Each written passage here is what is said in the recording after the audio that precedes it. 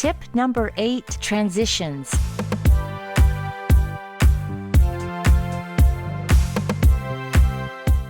Transitions are an easy way to make videos engaging. They thread a show together and they're fun to edit. In tip number 7, we separated video clips into several sections. In this tip, we weave segments together. As mentioned before, after 30 seconds to 3 minutes of a section, we use transitions to create a break and an easy flow from one subject or location to the next. Music is used extensively to ease the viewer along in a transition. However, offsetting the eye, ear without music can work in some applications as described in tip number 6. Transitions are only limited by our imaginations. If it's seamless, it's done its job. Here is an example of how we use a transition. We begin a song quietly underneath footage before the new subject starts. The viewer hears the music and subconsciously begins to prepare for a change. It may run for 5 to 10 seconds under the scene, and then it grows louder as it becomes the main sound, and 1 to 3 scenes set up the next subject. The music dies down, the new scenes appear, and we continue with the next section. Songs have distinct sound changes. For instance, moving from a verse to a chorus.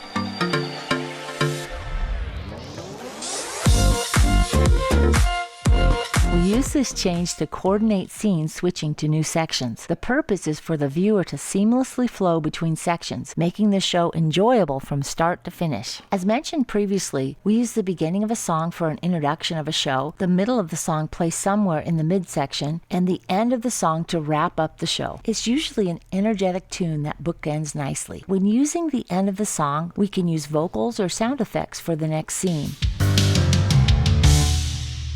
Why don't we have a Beware of Javelina shirt? What's the deal on that? We need a Beware of Javelina shirt. Instrumental music needs to be finessed in order to flow from one song to the next.